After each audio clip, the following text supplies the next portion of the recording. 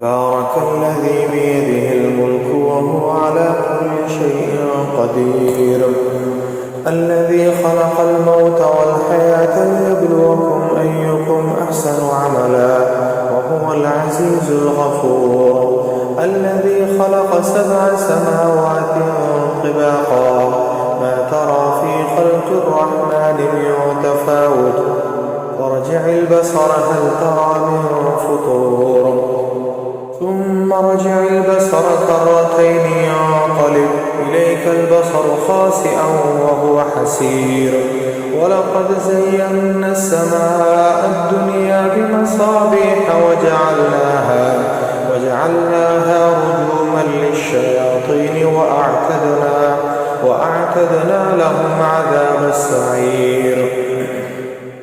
وللذين كفروا بربهم عذاب جهنم وبئس المصير. إذا ألقوا فيها سمعوا لها شهيقا وهي تفور تكاد تميز من الغيظ كلما ألقي فيها فوج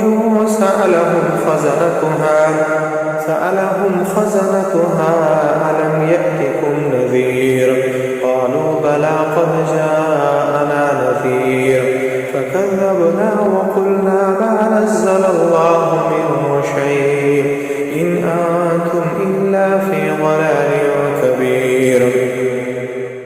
وقالوا لو كنا نسمع أو نعقل ما كنا في أصحاب السعير فاعترفوا بذنبهم فسحقا لأصحاب السعير. إن الذين يخشون ربهم بالغيب لهم مغفرة وأجر كبير. وأسروا قولكم أو اجهروا به إنه عليم بذات الصدور. ألا يعلم من خلق وهو اللطيف الخبير. هو الذي جعل لكم الأرض ذلولا فامشوا في مناكبها وكلوا من رزقه وإليه النشور. أأمنتم من في السماء أن يخسف بكم الأرض فإذا هي تمور أم أمنتم من في السماء أن يرسل عليكم حاصبا فستعلمون كيف نذير. ولقد كذب الذين من قبلهم فكيف كان نكير. أولم يروا إلى الطير فوقهم صافات ويقبض ما يمسكهن إلا الرحمن إنه بكل شيء بصير. أمن هذا الذي هو جند لكم ينصركم من دون الرحمن إن الكافرون إلا في غرور.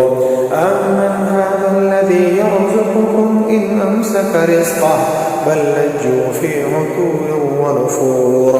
أفمن يمشي مكبا على وجهه أهدى أمن يمشي سويا على صراط مستقيم. قل هو الذي أنشاكم وجعل لكم السمع والأبصار والأفئدة قليلا ما تشكرون. قل هو الذي ذرأكم في الأرض وإليه تحشرون. ويقولون متى هذا الوعد إن كنتم صادقين. قل إنما العلم عند الله وإنما أنا نذير مبين. فلما رأوه زلفة سيئت وجوه الذين كفروا وقيل هذا الذي كنتم به تدعون. قل أرأيتم إن أهلكني الله ومن معي أو رحمنا فمن يجير الكافرين من عذاب أليم. قل هو الرحمن آمنا به وعليه توكلنا فستعلمون من هو في ضلال مبين. قل أرأيتم إن أصبح ماؤكم